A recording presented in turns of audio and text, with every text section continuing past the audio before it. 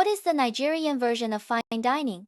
I was so amused by how many people were getting angry at the thought of there not being fine dining in Lagos.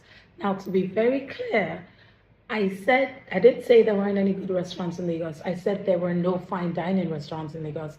And there aren't. There is no fine dining restaurant in Lagos. These are the words of a decorated Nigerian chef. But when somebody says something so polarizing, they're not necessarily talking about taste. They're defending a social hierarchy. In the 1700s, the French developed haute cuisine to separate the aristocrats from the commoners. It wasn't just about food, it was power. And because France dominated Europe culturally, their arbitrary habits became the world's legitimate standards. Once you own the standard, you can define what is refined and what is primitive. Today, when our best chefs go to study at institutions like Le Cordon Bleu or École de Casse, they undergo what Loïc Vacon calls institutional enculturation. So they return home to perform symbolic violence on our palate because we have not codified our mastery. Our ingredients become the raw material waiting for a European filter to scrub away the stigma of the local. And it begs the question, why do we settle for this? Because for the Nigerian elite, luxury is a performance. It's a script used to signal that you've arrived, to signal that you're adventurous, cultured, well-traveled, and elevated. I've read the responses to that claim. Regular folks bring the wrong examples because they cannot distinguish between an upscale restaurant and a fine dining institution. And this is simply because they have no experience or reference of what this would look like. Meanwhile, the elite mock them without ever laying down a vision of what Nigerian fine dining should look like. If you know, you know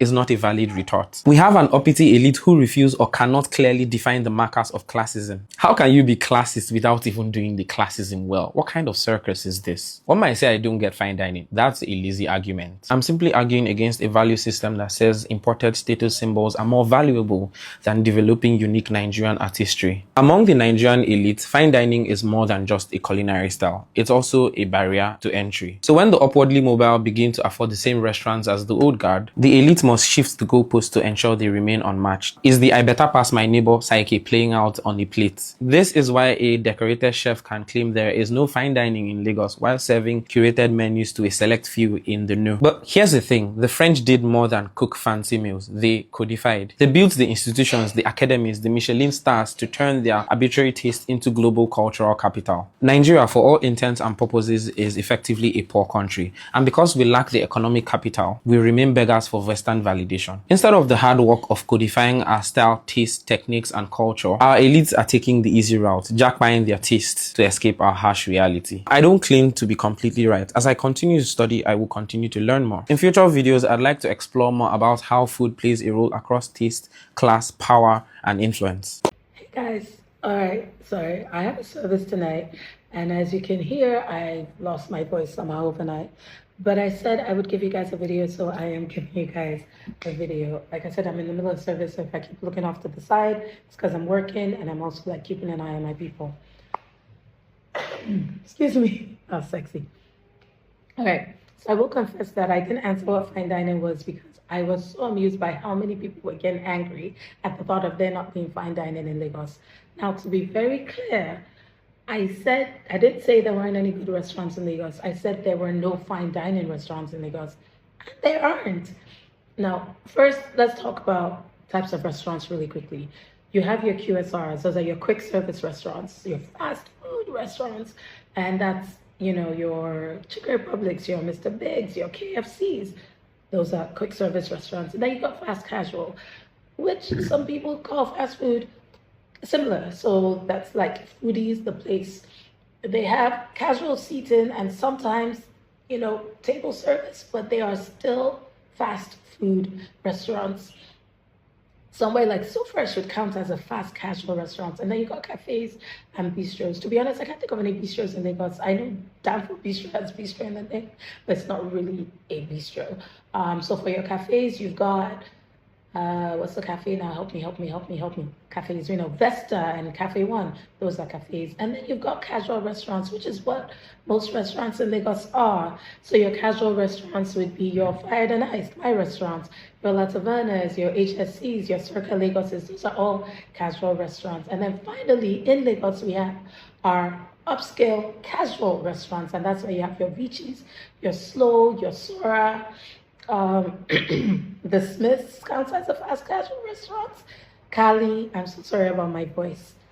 These are all upscale casual restaurants. So they're nicer restaurants, a little bit more pricey, but they are not fine dining restaurants. So what is a fine dining restaurant? A fine dining restaurant, first of all, is formal. Might not always require a full suit and tie, but it is a formal restaurant. It requires a polished look. What separates fast dining restaurants from casual restaurants is that every level of service is impeccable and excellent. I'm talking from customer service with waiters that react within 5 seconds of you just looking up, to the impeccable source food, dried steak that has never seen the inside of a freezer, fresh veggies that are delivered daily, a space that is built for comfort and luxury, a sommelier, an impeccable wine and drinks list. From top to bottom, the service screams excellent. I've seen a lot of people use the Michelin guide as an example of fine dining. Having a star or being mentioned on the guide doesn't make you fine dining. My favorite place to eat in the world is a restaurant called The Ninth in London. Check it out, it's an amazing restaurant. They have a star, but they are not a fine dining restaurant. They are an upscale, casual, French Mediterranean fusion restaurant. Now, if you compare somewhere like The Ninth to Alinea in Chicago, that is a fine dining restaurant that's got, I believe they've got 3 Michelin stars. The Ninth has 1. I could be wrong, but The Ninth has 1. Alinea is fine dining, The Ninth is not, but they both have stars. So just being on the Michelin guide or having a Michelin star doesn't necessarily make you a fine dining restaurant. There's a soul food place, I think 2 actually in the States, that have stars. They're not fine dining restaurants. There are food stalls in Asia that have Michelin stars. They're not fine dining restaurants. I believe there's a Tequila in Mexico that also got a star recently. I could be wrong, don't quote me, but I think I saw that. That doesn't make it a fine dining restaurant. It just means that they're doing excellent food. I've also seen that fine dining restaurants must serve tasting menus with wine pairings to make them fine dining. That is not necessarily true. In fact, there are a lot of like steakhouses that are fine dining restaurants and other restaurants where you order a la carte. What sets fine dining apart specifically is that it is formal and the level of excellence across every single sector, from the ingredients to the service to the presentation to the space. Now, I also want to take a second to talk about the comments about making Nigerian food in small portions as if it's some sort of abomination. The original video said Nigerian food was created in colonial times when Nigerians were doing hard labor. I would like to say, first of all, Nigerian food has existed long before the whites discovered us. Secondly, are we still doing hard labor? Like if you're working a 9 to 5 or a tech job, or even what I do, which is mostly in the kitchen, why do I need to be eating massive portions of food? A thing that is being missed in this conversation is the why of all of it. The OP posted a picture from Azor's Kitchen Butterfly. Her blog is still up. Please go check it out. She dedicated most of her life to studying Nigerian food, to breaking down ingredients by season, identifying flavor profiles and combinations that work, learning the whys of how Nigerian ingredients work, sitting down and looking at every leaf and studying the flavor, the texture, the ways in which it can be used, the ingredients that can be paired with. What is interesting to me about this conversation is that this outrage to Nigerian food being stripped down is not new or unique to Nigerians. When Massimo Bottura took 5 tortellini and put them on a plate on like a sheet of broth, Italians wanted his head on a pole. They wanted to behead him, but he wanted them to stop shoveling food and start appreciating it. Tortellini was supposed to be eaten 2 to 3 per tablespoon, but he said, slow down, enjoy the flavors, enjoy the ingredients, enjoy the craftsmanship, enjoy this meal, which is reminiscent of your youth, making it with your grandparents, and also this presentation that shows us taking what our parents and grandparents did and bringing it into the future with us. Because if we didn't want to move forward, we wouldn't be using blenders, we'd still be using stone and mortar. Why are you using a dishwasher if your food should not be changed?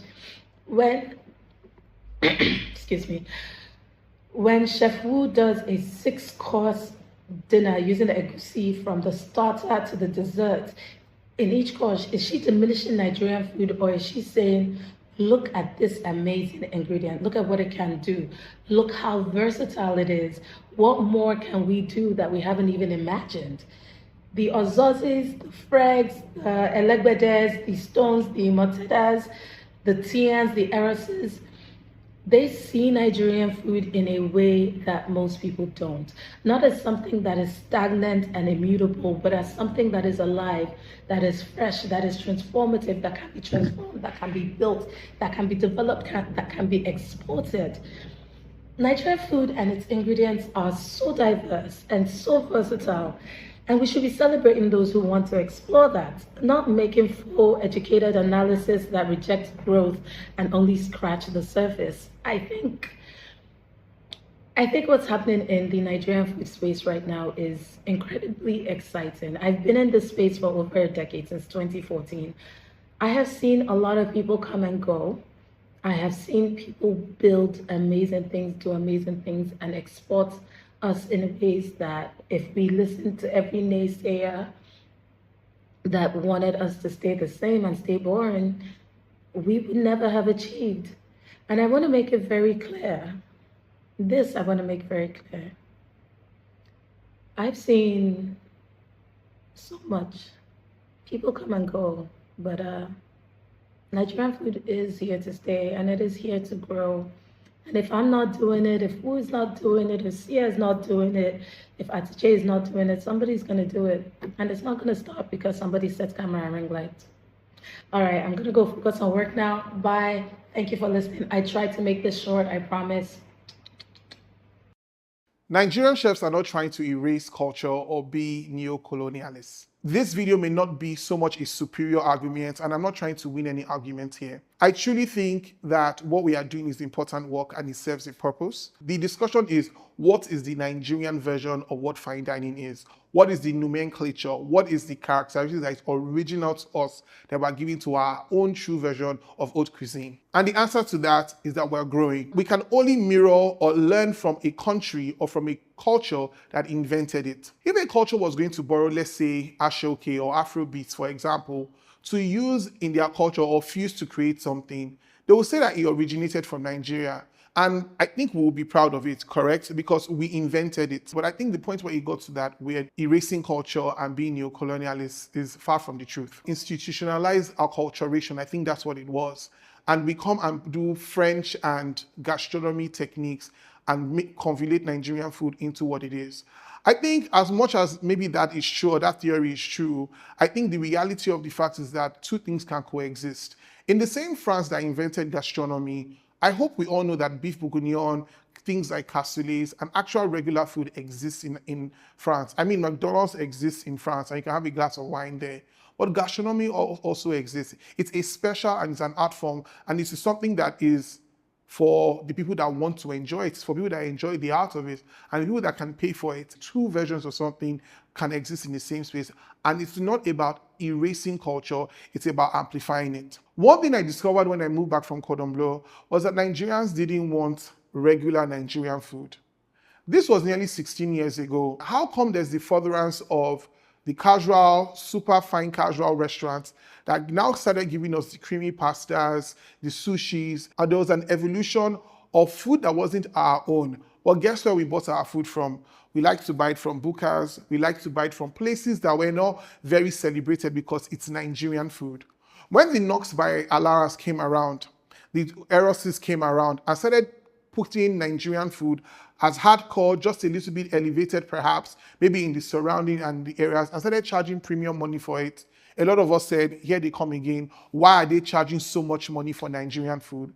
So it begs to me to ask the question, what do we really want?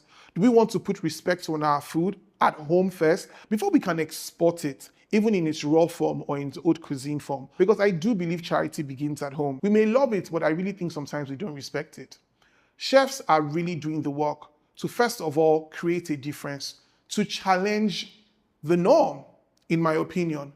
We're keeping the flavors authentic, and we are also discovering what else can these ingredients be. People like me strongly believe that we can't keep cooking palm oil stew the way we've known it forever.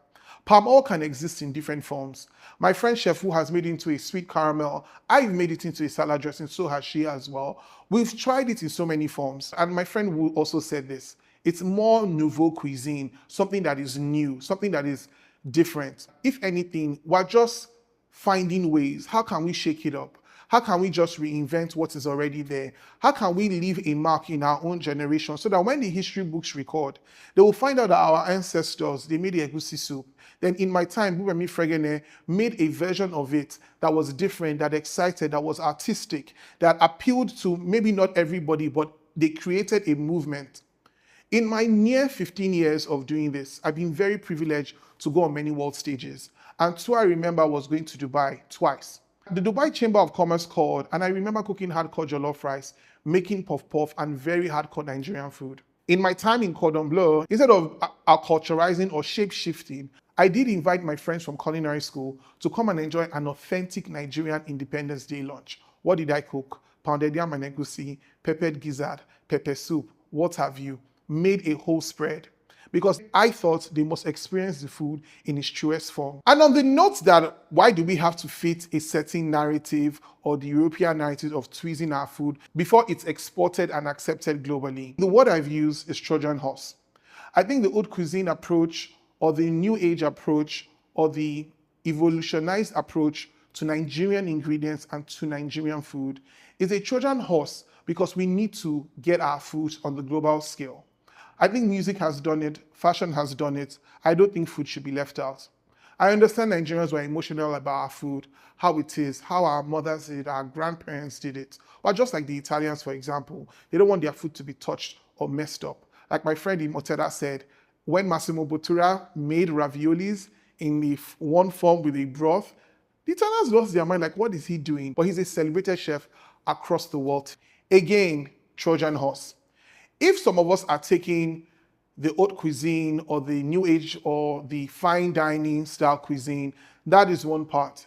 There are a few other people who are making like jollof rice shawarmas. There are people that are making like fried yam tacos. It's coming in different forms across the world. You have a restaurant like Flygerians, the Enishes in the UK, for example. You have Chop Block in the US. People who are doing expressions of Nigerian food, who are Trojan horsing their way into the environment around them. Original Chinese food is not what we were cooking, for example. Even if it was treated as authentic, like everyday Chinese food, again, it was something that was far from the truth. It was something that had to be invented for a certain culture or for a certain expansion and understanding for it to travel far. Original pizza is a flat piece of dough, crispy edges, and almost minimal things on top sometimes. But guess what pizza evolved to? People evolved it into different things across different nations. I mean, we have a jollof rice pizza. I think a certain pizza house tried it. So my thing is, I think the world is just getting flatter and flatter. Things are going to intersect and things are going to be interwoven. I don't think us taking the Trojan horse approach is the erasure of culture. If anything, I think it's the advancement. I don't claim to be right on anything. I just saying these are my thoughts and these are my opinions. And if I was to weigh in, this is what I would say. Again, I come in peace and I hope you have a great 2026.